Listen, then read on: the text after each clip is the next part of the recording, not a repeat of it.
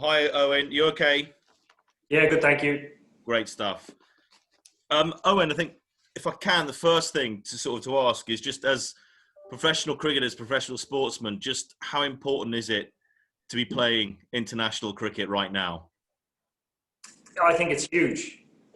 I mentioned it during the summer. I think as a sportsman or even an international sportsman or sports person, there are very few times that you play sport or contribute to things when people actually really need it.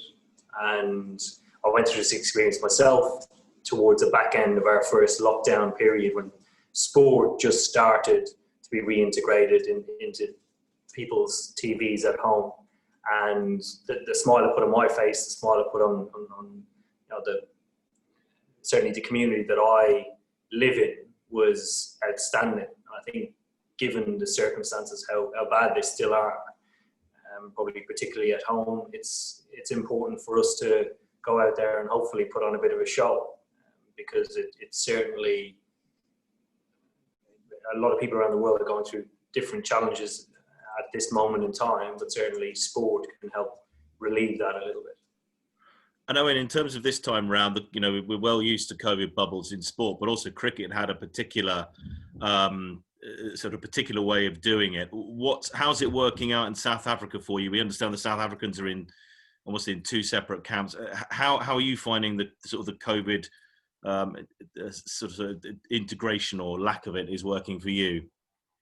Yeah, I think it always presents different challenges. I think different countries prepare in different ways. I think during the summer we did a magnificent job in, not having any cases at all. We felt in a very privileged position not to have to worry about the virus in our bubble. And I suppose this has presented different challenges. South Africa had two cases. One was off site, one was on site in the hotel, which presented a different challenge. And I suppose very similarly in the summer, if we had a case, we needed to be able to demonstrate that we could contain it to make every team and every player within that bubble secure and safe. And South Africa have seemed to do that so far. Oh, and another thing that obviously happened over the summer as well, not apart from COVID, so much was influenced by obviously the matters around George Floyd and the Black Lives Matter. How challenging was it a decision not to take the knee this time round? Obviously in conjunction with South Africa, but can you explain some of the decision making and sort of the conversations you've had around with South Africa with that one? Because it's a very, very difficult subject matter to get appropriately right for many people. Yeah, certainly from our side of things, towards the end of the summer, I suppose from the beginning right through till the end, as a team, as a squad, across all three formats, we spoke about how we can create meaningful change over a period of time that's extremely authentic to every player and staff member within our group, to make it feel like we have a share in it. Because when we put our weight behind something or our voice behind it, we feel that it's extremely powerful. Over the course of the summer and since then, we've had continuous chats both with ECB and outside charities and communities to try and find where we're best placed to try and be as effective as we can, to try and create more sort of inclusion within society and how cricket can affect that, and us as cricketers, where we stand. And I think every player has a different story, particularly within our group, given how diverse it is. And they want their own story to be replicated in how we feel that we can affect or impact the world in a really strong way. So our piece is a bit more of a work in progress. It is making a lot of progress at the moment, and I don't think we're far away from doing something. Obviously, the South Africans' decision to do that as well. And actually, while I was at the IPL speaking to other teams who are doing similar things in their own countries, particularly Australia, reconnecting with the Aboriginal community is something that they feel is at the forefront. Is nice to see. Yeah. Just a couple of quick questions, if I may, on the cricket itself. Enough practice? You know, we saw the practice match between, you know, Team Morgan, Team Butler. I know you explained why it's just important these matches are happening, but have you had enough practice of batsmen, bowlers, fielders? Are you in the right place for an international fixture? Yeah, we are. We've had a lot of guys come down from the IPL that had enough time at home, or they holidayed wherever it might have been. So guys feel both rested and ready to go, but also guys who have had a prolonged rest are also very keen to get going. So I think given that stuff, I know we're back. No, you're back. Yeah. Given that white ball series, the preparation is always quite short and sharp. We feel as if we've been best placed, really. We've enough players here to play an extremely competitive 2 warm-up games, where on paper the sides are extremely strong. But I think guys are best prepared as they could be. Just a final question for me, just in terms of the strength of the South African. We know the confidence you have in your ability and your players' abilities. Just in terms of the test you expect from South Africa, you know, what do you expect from the series? You know, both T20 and the ODI. Yeah, I think extremely competitive series. It's not that long ago since we were down here and again drawing the ODI series and just narrowly winning the T20 series. I think everything points towards an extremely competitive, well-fought series. Owen, thanks for your time. Thanks, Karen. My Wi-Fi's gone down, but I'm going to hand over to Dean Wilson to ask the next question. I think it's working. Is it all still coming through okay? Yeah, coming through my end. Go ahead, Dean. Thanks, Danny. Hi, Owen. Have you got a team for us for tomorrow? No team, I'm afraid, Dino. What's the delay on that? What are you mulling over before the game? What's the choices you've got to make? It's the balance of the side. If the wicket will change overnight, the weather is set fair. It's sunny outside at the moment. It's due to be very similar tomorrow. I want to wait and see if he takes more grass off the wicket. As there's only 1 wicket prepared out here, we're probably going to be on the same wicket in the 3rd game. So I don't know if he's leaving grass on with that in view, or if it gets hotter or windier, is he going to cover it? We'll have to wait. In your mind, do you know what your best T20 team is at the moment? Obviously, there's been a lot of players who've been rested over the last few years due to the priority of 50-over cricket. Now, T20 seems to be the central white ball game. Do you know what your best team is, and do you anticipate that this series will kind of clear that up in your mind? I don't think it will clear it up. The honest answer is we don't know our best 11 yet. There are probably 7-8 guys who are pretty strong candidates to be in our playing 11. But I think the strength of the squad that we've selected, the reserves that we have here, and given it's the first time in a long time we've had our full strength available side for selection, it makes it really exciting. Ben was missing in the summer, but I think playing against Australia, given the side that we did, was very strong. But Ben obviously adds a huge amount to that as well. But no is the answer. I don't know our best 11. And just a final one for me. You said that you want to put on a show, that it's important for sport on TV to do that. Are you pretty excited about the number of entertainers that you've got in your team? Yeah.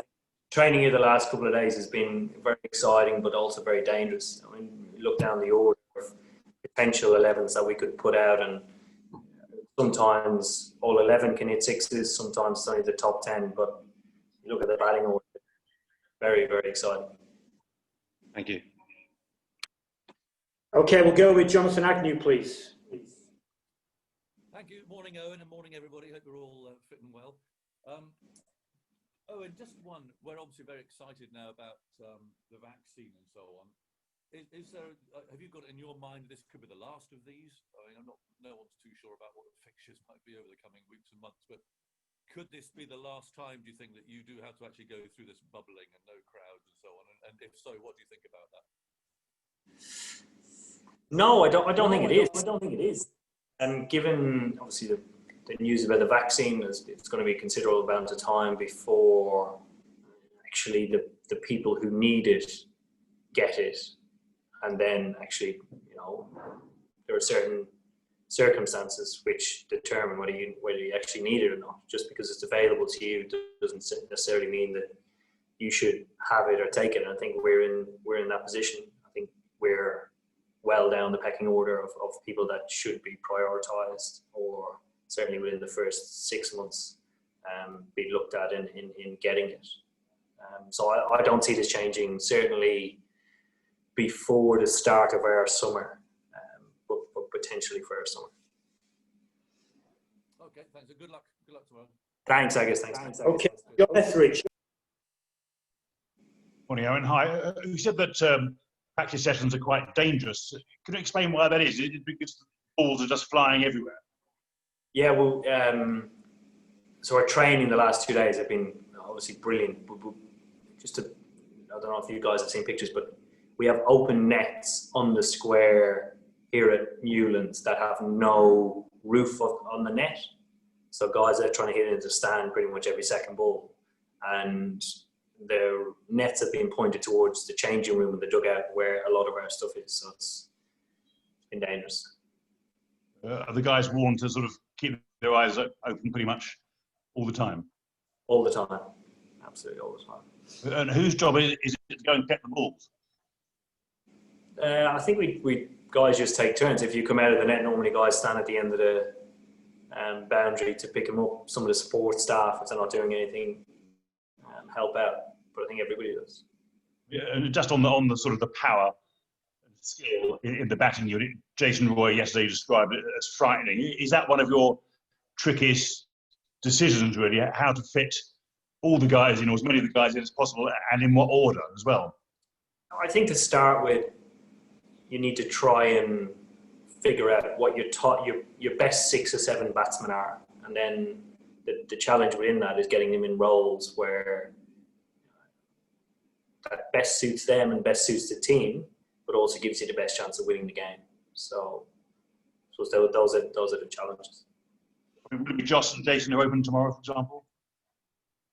Yeah, that's a possibility. Okay, we're going to go with Rory, and then we'll take a couple more. Ali Martin after that. Hi, Eoin. Jofra has only played 4 T20s for England because of the various, needing rest and stuff for other formats. But clearly, it's the format that he's had the most experience in his career. And if we look at the IPL winning the MVP award, it's a format that he's really got his game together on that. Just wonder how exciting for you now, knowing over the next year in T20 cricket, you're going to probably have Jofra, and how much that improves your T20 team. Yeah, I mean, he's one of the best in the world. He's just coming back off the MVP in the IPL, so he's incredible to have around. I don't think we'll have him that often in between now and the World Cup. I think certainly one of the series that are going to be more relevant to have as close to full strength as possible is going to be India, if it is in India.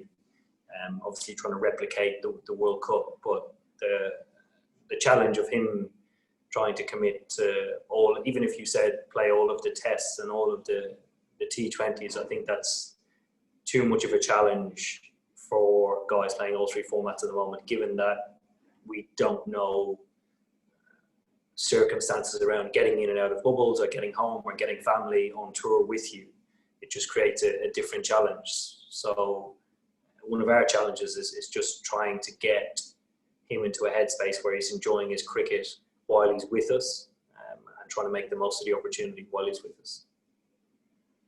Okay, we'll go with Ali, and then we'll finish with Will McPherson.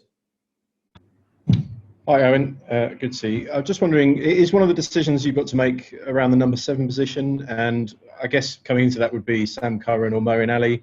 How much of a factor is past success, which Moeen has, or future challenges such as the World T20 in India, where you might need the extra spinner? But then how much of it is down to form, which probably Sam has the edge on here, and possibly conditions as well, if there is grass left on the wicket?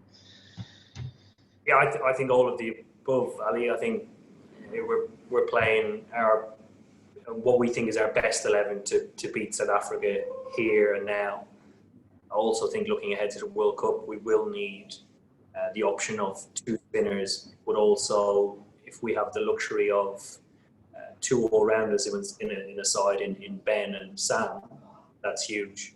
I think coming off the back of the IPL, Sam has certainly grown in confidence, probably even more so with the bat than the ball.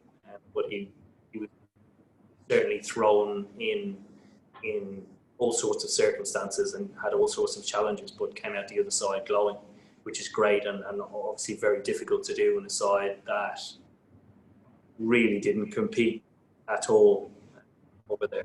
So he's grown a huge amount in confidence, but certainly when it comes to selection, we'll be selected based on who we think is best to win this.